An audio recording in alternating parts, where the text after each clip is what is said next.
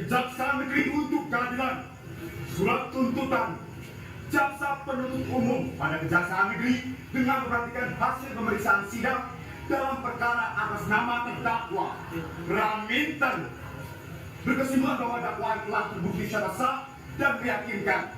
Berdasarkan uraian yang dimaksud, kami Jaksa Penuntut Umum dalam perkara ini dengan memperhatikan ketentuan undang-undang yang bersangkutan menuntut menyatakan bahwa terdakwa Raminten telah terbukti secara sah dan meyakinkan turut serta melakukan tindak pidana pembunuhan berencana.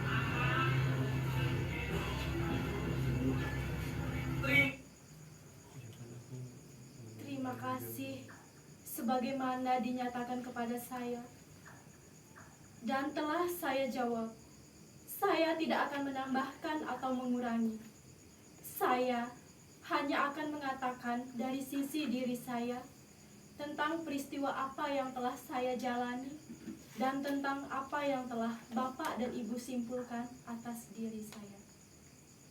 Malam itu, tanggal 22 Desember 2004, saya memang berada di kamar Bapak Prihartono di Jalan Ahmad Yani nomor 1. Tapi seperti apa yang telah saya katakan, kenapa saya berada di kamar itu? Saya dipaksa stambul anak saya. Setelah berbulan-bulan tidak pulang, ketika bapaknya itu meninggal, Stambul meminta saya untuk menjadi gundik Bapak Prihartono.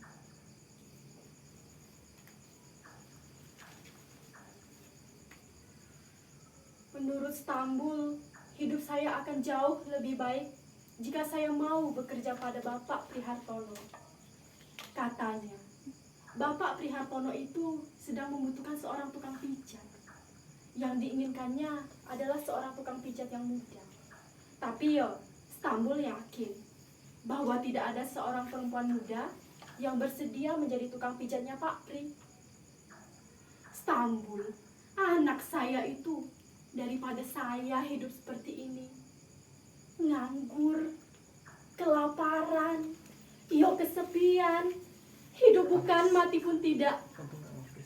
Wes lah, lebih baik ikut Pak Prihartono saja. Meskipun tua, Pak Pri itu duitnya banyak.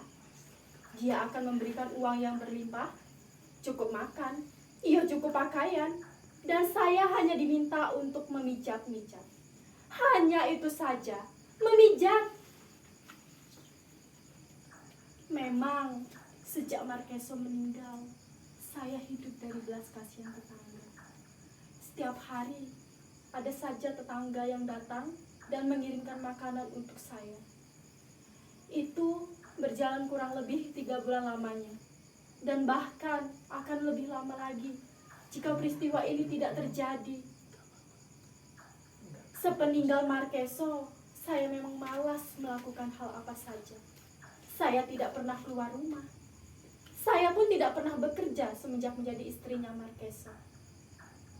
Saya, Stambul dan Markeso hidup dari hasil Markeso barang. Mengamen sebagai ludruk garingan atau ludruk kontang-anting itu. Sendirian mengamen dan menembang, menari dan ngerimu. Dan kami hidup.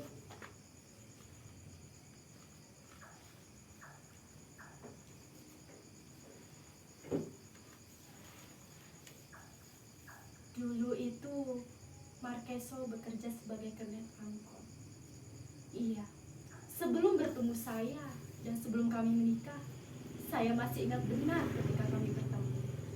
Waktu itu usia saya masih 15 tahun. Iya, seperti biasa, saya yang membantu Bapak berjualan obat keliling, menggelar perlak untuk menata alas dagangan Bapak. Ketika itu, sebuah angkot berhenti, menurun dan menaikkan para penumpang. Entah kenapa, ketika saya mendengar suara mesinnya, saya tiba-tiba berhenti. Dan entah kenapa, saya jadi memandangnya. Saya melihat Markeso meloncat turun dan melayani para penumpang turun. Waktu itu usia Markeso masih 20 tahunan. Iya, kala itu Markeso sangat tampan sekali. Tak sampai setahun, saya pun menikah dengan Markeso. Kami keluar dari rumah bapak dan menyewa rumah bedeng di pemukiman padat.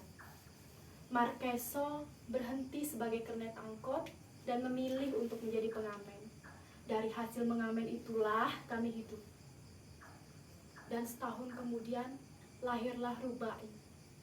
Kami pun cemas bagaimana kami harus hidup dengan tambahan seorang bayi. Untuk hidup berdua kami makan hanya 2 kali dalam sehari. Entah dari mana pikiran itu datang. Tiba-tiba kami memutuskan untuk menyerahkan Rubai pada orang yang bersedia memungutnya. Dan kebahagiaan kami pun pulih kembali ketika ada orang datang dan sangat berterima kasih kepada kami ketika menerima Rubai. Tapi sungguh kami tidak menjualnya.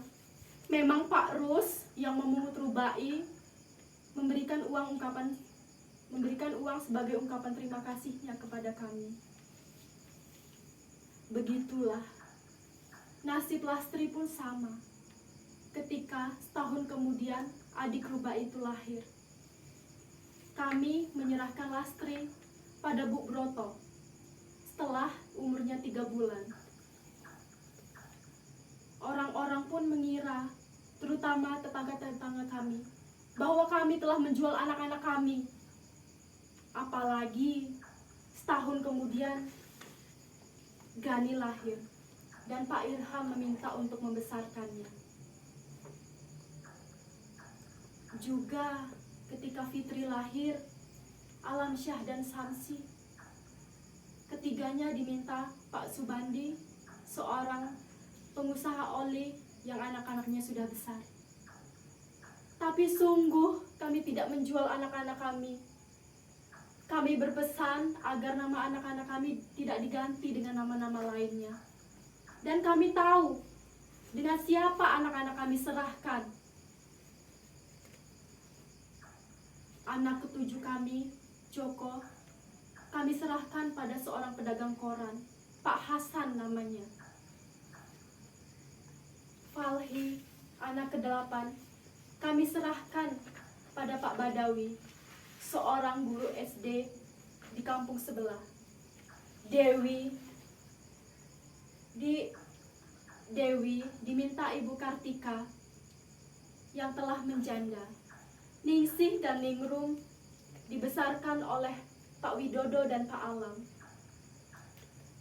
Anwar diminta oleh Pak Effendi, seorang pelaut.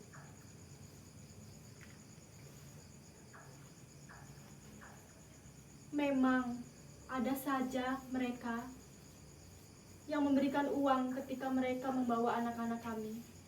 Sering dari mereka yang memberikan kami uang ketika bayi-bayi itu masih dalam kandungan. Mereka bilang agar bayi-bayi kami tidak kekurangan gizi, sehingga saya bisa menjaga makanan yang saya makan. Begitulah kami mengandung anak-anak kami. Kami memberikan anak-anak kami kepada orang lain. Lantaran kami tahu, kami tak akan bisa menghidupinya. Kami tak akan sanggup menyekolahkannya. Dan kami tak akan sanggup menghidupinya sendiri. Dan kenapa kami bisa beranak sampai 12, sampai 13? Hanya kemiskinanlah kami yang tahu. Saya dan Markeso tidak punya pekerjaan lain setelah maghrib tiba. Kami hanya akan bersumput di rumah bedeng kami. Kami tidak pernah melihat tetangga-tetangga kami. Mengunjungi mereka hanyalah mengunjungi sumpah serapah yang mengutuk nasib dan kehidupan.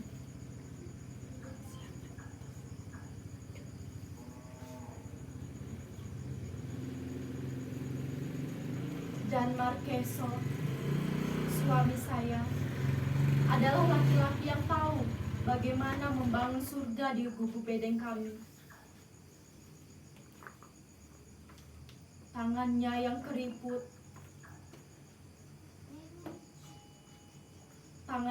keriput, bau keringatnya yang sengak, mulutnya yang berbau tembakau, selalu saja bisa menghidupkan surga di gubuk bedeng kami.